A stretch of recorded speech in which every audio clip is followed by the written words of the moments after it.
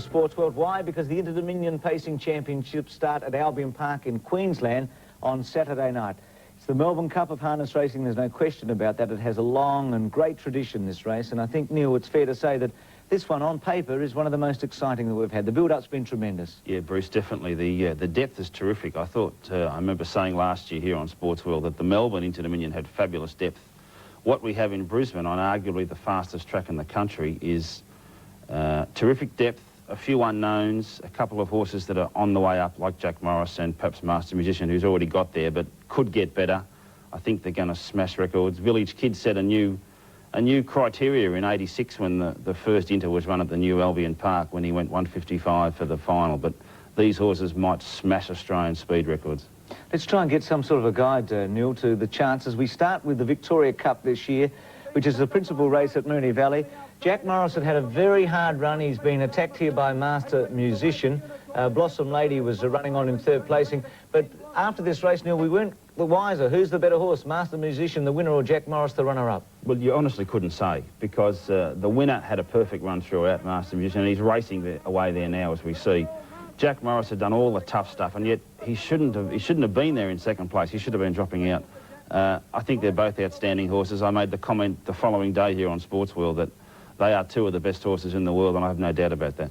Well, on the strength of that performance, both of those horses went to the top of the market, and they've basically remained there since. What has been their program? I mean, I know Master Musician went on and won the Hunter Cup the next week. What's Jack Morris been doing? He hasn't raced since that night, but his trainer, Sean Harney, did send him around in a trial at a place called Byford, which is about 50, 60 k's out of Perth 2 weeks ago.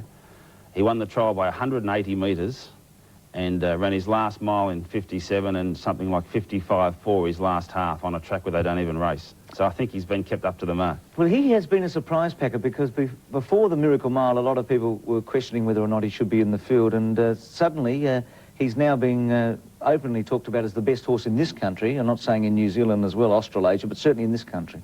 I don't think there's any doubt about that. He jumped out of the ground, as we say in racing, before the Miracle Mile. Got a run, drew barrier 1. I thought perhaps struggled into third place, but since then he won the Tour at Bankstown in sensational fashion, and his Victoria Cup run, well, it needs no explanation. Let's look at last year's Interdominion. They don't normally win consecutive Melbourne Cups. A few special horses have. Interdominions, well, horses have won more than one, but again, you've got to be pretty special. Westburn Grant beating Franco Tiger, Blossom Lady and Christopher Vance last year.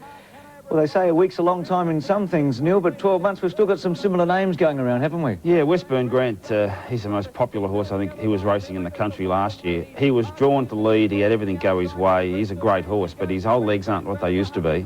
I think he'll struggle in Brisbane, because I don't know if he'll really like the first 3 heats in a week. Now, Franco Tiger, they're getting out and running second. He was a bit stiff last year.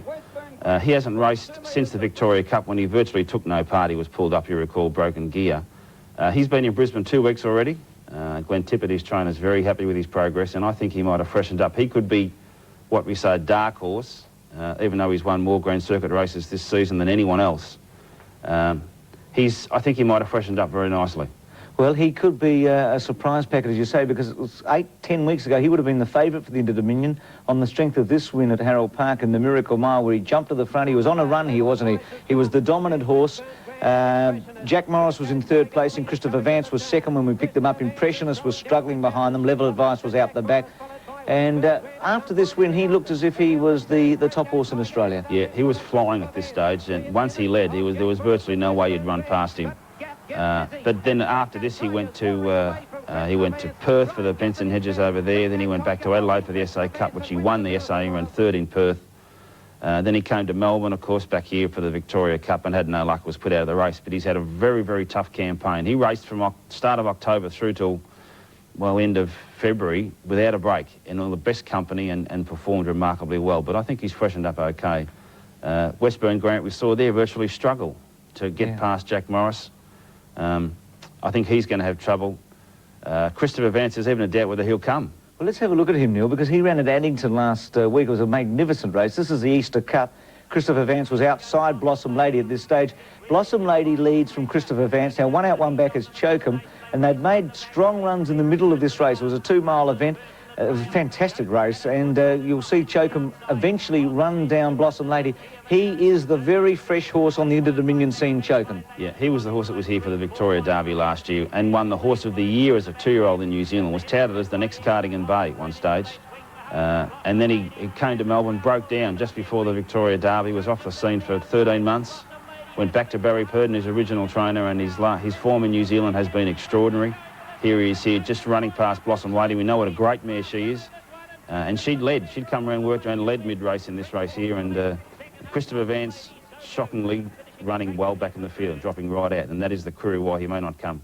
Well, let's have a look at the market, because he is still in the market, Christopher Vance, at 14-1, but is this, you know, I mean, all around Australia consistent that Master Musician is favoured in front of Jack Morris and Chokum? No, there are a variety of options on the market. Several bookies in Brisbane have actually got Jack Morris favoured at around about 3-1. Chokum and Master Musician, perhaps 7-2. The three of them have dominated betting. There's as much as 12-1 Blossom Lady. Impressionist, you can get better odds. Westburn Grant, you can probably get 16-1 in places. But the top three look like dominating the series. Perhaps the only mystery horse might be a 4-year-old from the West called Hilarion Star. I think he might surprise a few. Well, we'll watch out for him. Neil, you'll be